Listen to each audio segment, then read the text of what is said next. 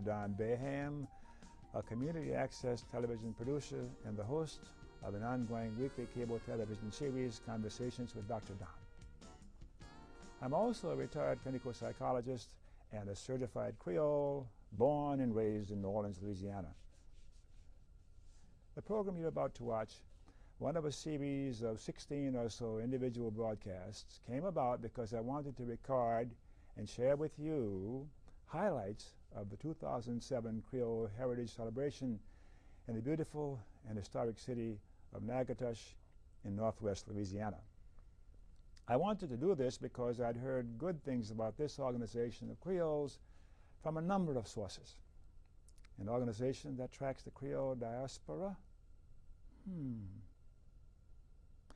When I grew up in New Orleans in the 30s and 40s, I knew of no formal organization of Creoles like the Creole Heritage Foundation of today.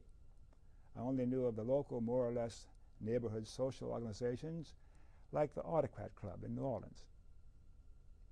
Well, like so many young Creoles in the 40s, returning from military service to other parts of the country, I lost touch to a large degree with the New Orleans Creole-style community. Now, the city of Los Angeles Creole community in the 50s through the 70s provided a modicum of Creole community, but nothing like the Creole community in New Orleans in the 30s and 40s. And then moving out of Los Angeles proper into the larger Los Angeles area suburban community further isolated me from my cultural upbringing, and not to mention moving to Oregon 13 years ago. Ever find yourself in a place where you see someone that has a look or a flavor about them that suggests that they might be a Creole or a whatever, only to discover that it is more how they look physically that caused your misperception? Now, of course, I love where I live now in the rainy Pacific Northwest, but if there are any Creoles up here, I haven't seen any. So that's why I decided that I had to come to the celebration. And I'm so very glad I did. I can't put into words the feelings of joy and connection that I felt at the celebration and am still feeling today. That feeling of joy and connection was certainly encouraged and facilitated by the warm and gracious welcome and ongoing support and assistance of Mrs. Janet Rabare Colson, the Executive Director of the NSU Creole Heritage Center, and her eager, dedicated staff. I can't thank Mrs. Colson and her staff enough. I believe that the flavor and essence of what it's like to be Creole comes through in the speeches and presentations that you will see and hear in the series of broadcasts that comprise the complete program. I believe that whether or not you're a Creole, you're bound to learn more about us, our heritage, and our love of life. I hope that after viewing any or all of this series of programs, you viewers might become encouraged to find more of the fun and love of life in your own particular culture. So, enough of my talk, and on with the program.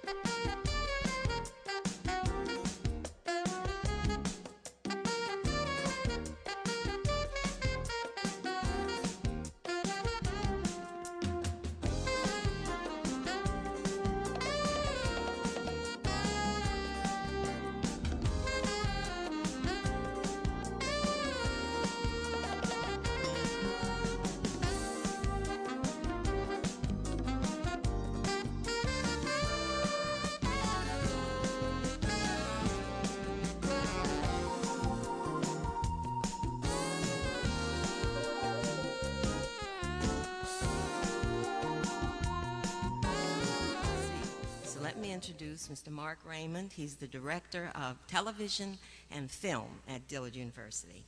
Mr. Raymond? Don't cry. Good morning. This project was, we got this, after Katrina, and it was a mission for our students to produce something that tells a story about the two organizations. And being that most of our students are not from New Orleans, some are from the region, and we do have a fair contingent from the city, a lot of them don't know what Creole is or what it means to be Creole. So the first thing these students had to do was do a lot of research. They read a lot of things. They watched a couple other documentaries that had been done, but they had to learn what it meant to say I'm Creole, or to say that they understood what it was before they could tell the story of the two organizations. It was a group of about 6 students that participated in doing research and doing interviews and, of course, shooting and editing and doing graphic work. The two that are here today are Jasmine Haynes and Stacy Paul. Come and tell us what your experience was like. Good morning. I'm Jasmine Haynes, and when I first came to Louisiana, the first definition of a Creole given to me was by a young lady who was arguing that she was Creole and not black, and that made her somehow better than me. So after finding out and doing more research, I was very excited to learn that that's not the overall consensus, that Creole is actually a culture, very rich in heritage and other things. And in this process, I've learned about filet and zydeco and a lot of interesting things, and also how to tell a story through audio, video, words, and images. And it's really been a great experience for me. So I hope you all enjoy our work. Thank you. Good day, everyone. My name is Stacy Powell. I'm from Trinidad and Tobago. And when I first came to New Orleans and I heard about Creole, I never quite understood what it meant. But it was after getting involved in working in this project and doing research and talking to people that I got a better understanding of what it means to be Creole. So now I know that it means to be of mixed ancestry and therefore to have a mixed culture. So for this new understanding and for this new insight, I'm very grateful. So I just really hope that you guys enjoy the work that we've put together. Thank you.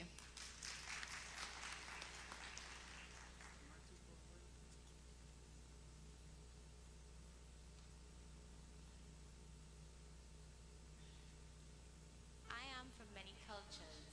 My people come from France, Spain, Africa, the Caribbean, and America. My people are not recognized because we are a combination of cultures that formed in the New World, one that cannot be defined by color. Therefore, some question the validity of who we are. It is easy to say that you are either white or black, but for us, those terms don't define our way of life or our heritage. I am a Louisiana Creole. Creole is a culture, not a color. Creole is not a race. Creole is a culture or an ethnicity that you are born into. Anyone who was born in colonial Louisiana before the purchase in 1803, who is first born in the New World of Old World stock as Creole. It's a culture that was created through the commingling of many different other cultures. Prior to its admission to the Union in 1803, Louisiana was a colony of either France or Spain during various periods in history. As control of the region changed, the cultural makeup continued to evolve. When Africans were brought over during slavery, a new spice was added to the cultural mix. As these 3 unique transplanted cultures began to intermix with each other and the natives, a unique culture began to blossom and grow: the Louisiana Creole. Today, Creoles are found all over the United States. However, their roots trace to key areas in Louisiana: Natchitoches, Opelousas, New Orleans, Cane River, Lafayette, Lake Charles, and many others are just some of the places where the Creole culture originated. However, mainstream history books do not account for the culture's impact or influence on American history. The Creoles, even with the Battle of 1812, they went to Claiborne. They said, look, the treaty that we signed, you signed with France, when France and Jefferson got together on that treaty, If we were free before, we should be free. And when we say free, we're talking about citizenship. Creoles always said that, hey, we want to be free and we want to be citizens. And they were the ones that were out front. Today, many Creoles do not know their genealogical history or the proud history of their people. For some, the concept of being a Creole has been homogenized into either white or black due to the concept of race in America. Creoles don't seek a racial status or criteria, but desire to be recognized as a culture with unique characteristics including language, cooking, arts and crafts, and music. I don't see it as one particular race one way or the other. I see it as the formation of a culture. As the population of older Louisiana Creoles who celebrate their unique culture continues to diminish, it's essential for the young Creoles to be fully aware of the culture's history. There are two organizations whose mission is to ensure that the Louisiana Creoles are not only remembered, but recognized as a culture rich in tradition and historical significance to America.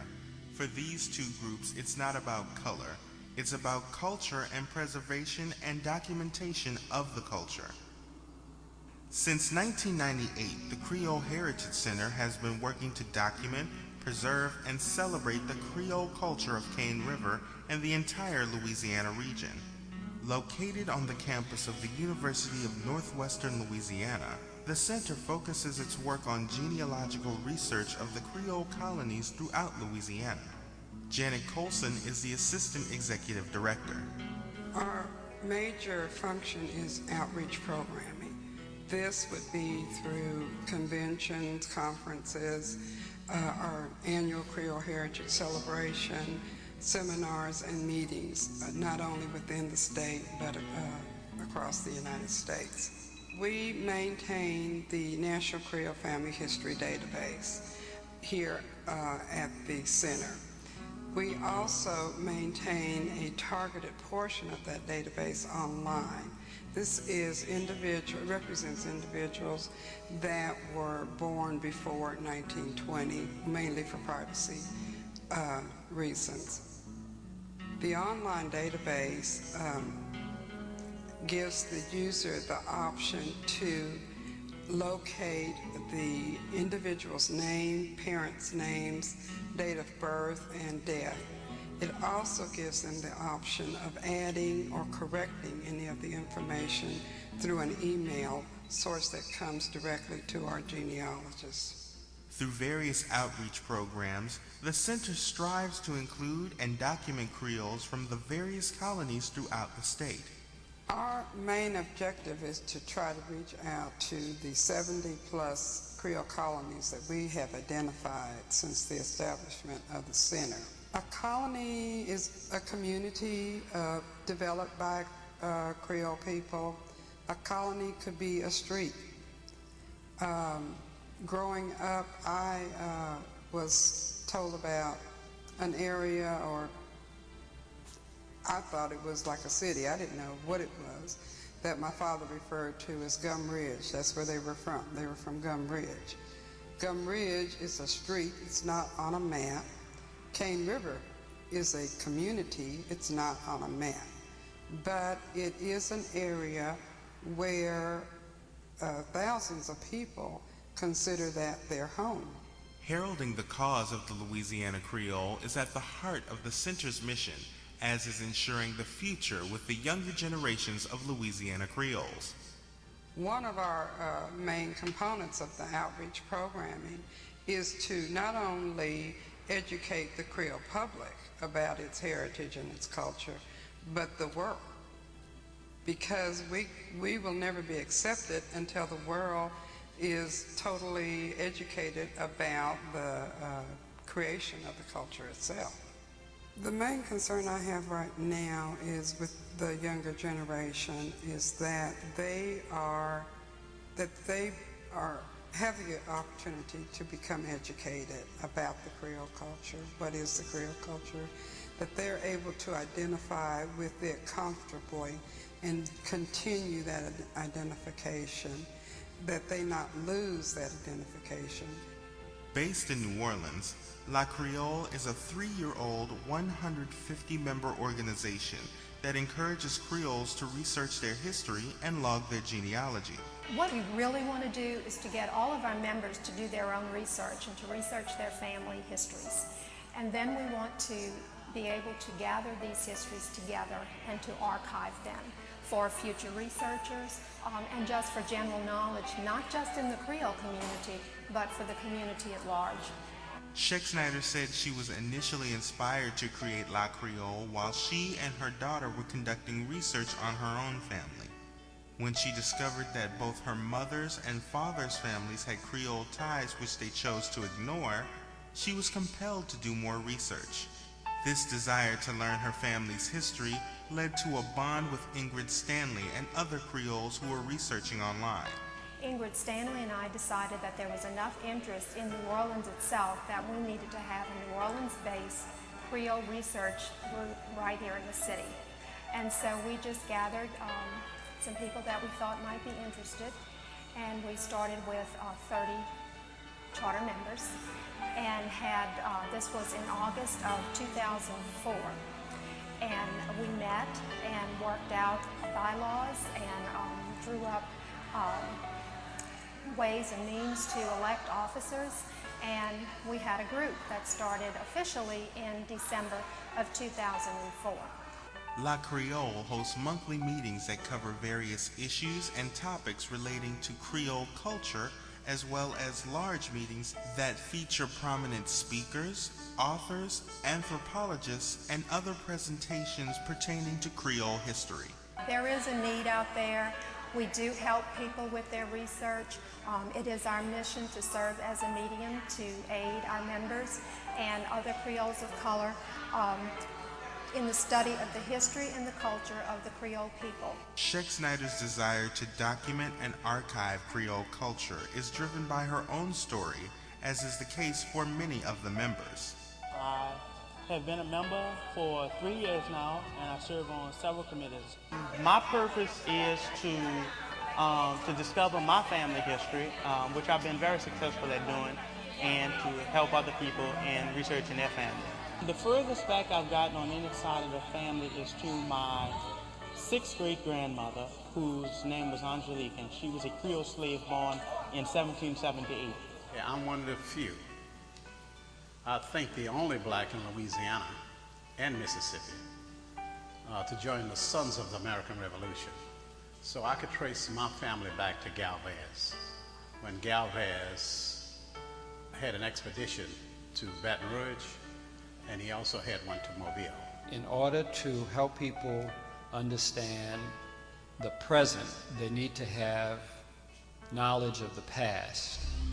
From the Jim Crow era through the Civil Rights Movement, many Creoles chose to live as white due to the obvious advantages that existed. Today, many of their descendants are uncovering their heritage, discovering their rich history.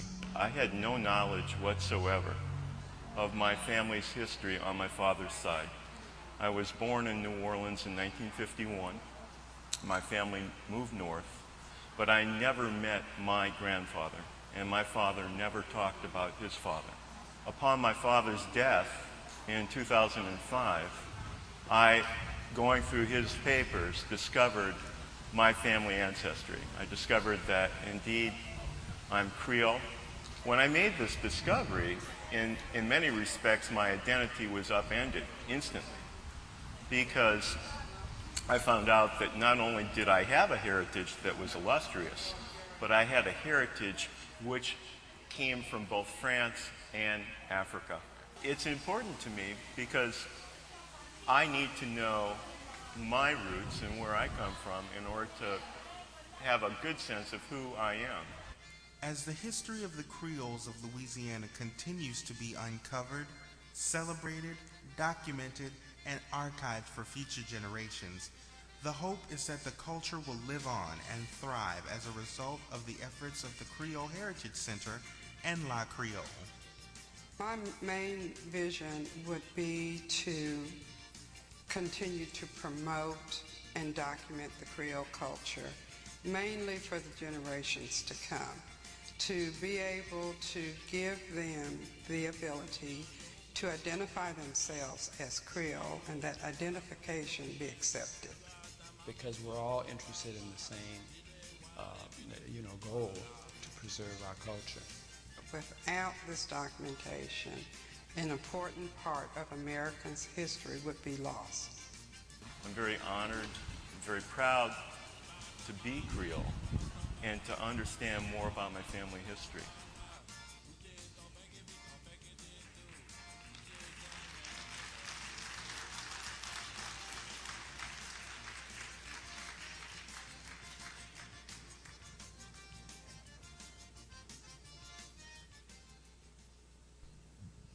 Do you feel like you've been born? It just really brings tears to my eyes because, like I told Mrs. Colson, I didn't know. I knew where my daddy was from. I have some knowledge of, as a matter of fact, I've been able to trace my mother's side to Marigouin, Louisiana, and East Baton Rouge Parish, but I didn't know. So this is valuable. This is valuable information. I need to know, where can I get a copy?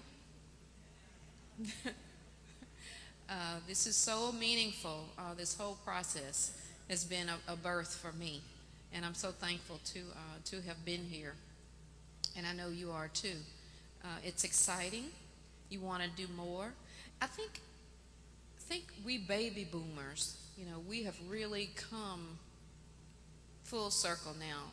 We want to know, and the time is right, because it's like a lot of the scales have fallen off, and now we're ready to talk about it, and it's okay. So what a blessing this is. We're actually ahead of schedule. Does anybody have any questions? If I could just say a couple of things. Yes, ma'am. We are actually in the process of touching this up, and we're going to make it available, of course, to Janet Colson and the Creole Heritage Center for distribution to you guys. So we're pleased that we've had such a wonderful reaction to it, and it just shows you what students can do under the tutelage of experts like Mr. Raymond. And I'm very proud to say that this is what we can offer future students in the Mass Communication Department at Dillard University, just to plug where it came from. So thank you.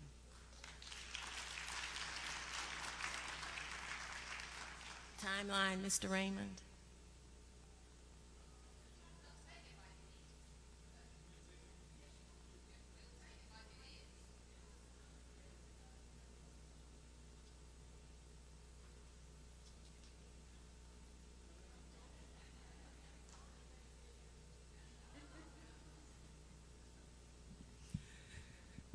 I would like to personally thank Dillard University, the department that was in charge of creating this, the students.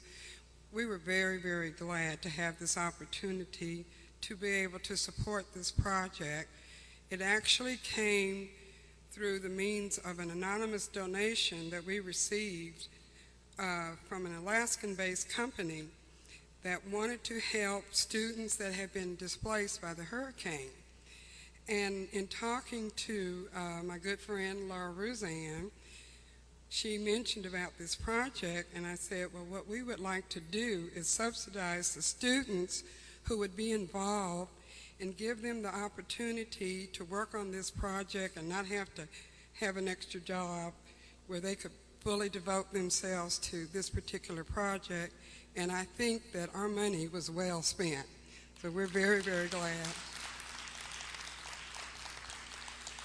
And we will continue to support in whatever way that we can any future projects, as with Dr. Rouzanne and Mr. Mark Raymond, that I feel has become a part of us. So thanks again.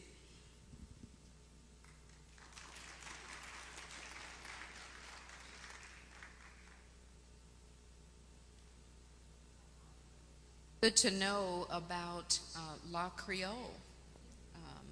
and I'm sure that they're on. I'm sure we can Google it and get a website information from them as well.